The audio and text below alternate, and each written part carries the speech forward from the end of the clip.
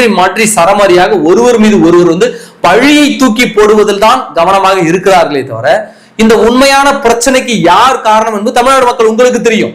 உண்மையை பேசணும், கொஞ்சமாவது உண்மையை பேசணும். இதுல முழுக்க முழுக்க குற்றவாளி யார் அப்படின்னாக்க தாவேகா தரப்பு. 41 உயிர் பறிபோனதற்கு முழுக்க காரணம் தாவேகா தரப்பு. அதுல நடிகர் விஜய்க்கு தான் முழு முதற் பொறுப்பு இருக்கிறது. அவர்தான் இதற்கு காரணம், அவர்தான் நெரிச்சு கொண்டு விட்டாரு நான் சொல்லல. ஆனால் இதற்கு பொறுப்பேற்க வேண்டியது யார் என்றால் விஜய் அவர்கள் தான் பொறுப்பேற்கணும். தாவேகா தரப்பு தான் பொறுப்பேற்கணும். முதல் பொறுப்பு அவர்களுடையதான். என்னங்க நீங்க விஜய் மீது குற்றம் சாட்டுறீங்க?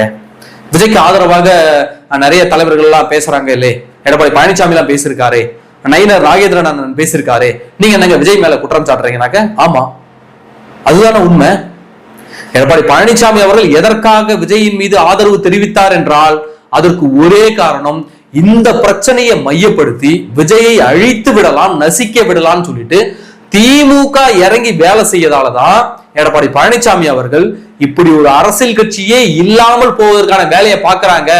இது ஜனநாயகத்திற்கு நல்லதில்லைன்னு சொல்லிட்டு முதல் முறையாக எடப்பாடி பழனிசாமி என்ன குரல் கொடுக்கிறாரு, இதுல சதி இருக்கிறது அப்படின்னு அவர் கொடுத்த அந்த பிரஸ் மீட் தான் அந்த பிரச்சனையினுடைய திசை வழி போக்கையே மாற்றினது. அதன் பிறகுதான் விஜய்க்கு ஆதரவான குரல்கள் எழும்புது. இதுல முதல்ல ஒரு மிகப்பெரிய டர்னிங் பாயிண்ட கொடுத்தது எடப்பாடி பழனிசாமி அவர்கள் கொடுத்த பிரஸ் மீட் தான்.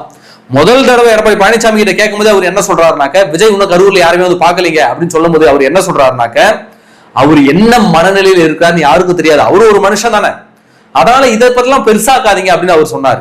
அடுத்த பிரஸ் மீட்ல விடிஞ்ச உடனே அவர்கிட்ட கேட்கும் பொழுது இதுல ஏதோ சதி இருக்கிறது அப்படின்னு அவர் சொன்னதுக்கு அப்புறம் தான் அரசியல் களம் மாறுது. அதன் பிறகுதான் விஜய்க்கு ஆதரவாகவும் குரல்கள் எழும்புது. ஒருவேளை எடப்பாடி பழனிசாமி அவர்கள் அந்த பிரஸ் மீட்டை கொடுக்கலனாக்க தமிழ்நாடு முழுக்க விஜயனுடைய பெயர் நாரடிக்கப்பட்டு அந்த கட்சியே இல்லாத அளவுக்கு சுக்குநூறா நொறுக்கி இருப்பாங்க. அதனாலதான் எடப்பாடி பழனிசாமி அவர்கள் மிகப்பெரிய ஒரு மாற்றத்தை அரசியல் களத்துல ஏற்படுத்தியிருந்தார். அதனாலதான் அந்த அரசியல் அனுபவம், முதிர்ச்சி, இதுதான் ஒரு நல்ல அரசியல் தலைவனுக்கு அழகு. அதை எடப்பாடி பழனிசாமி அவர்கள் மிகச்சிறப்பாக கையாண்டார்.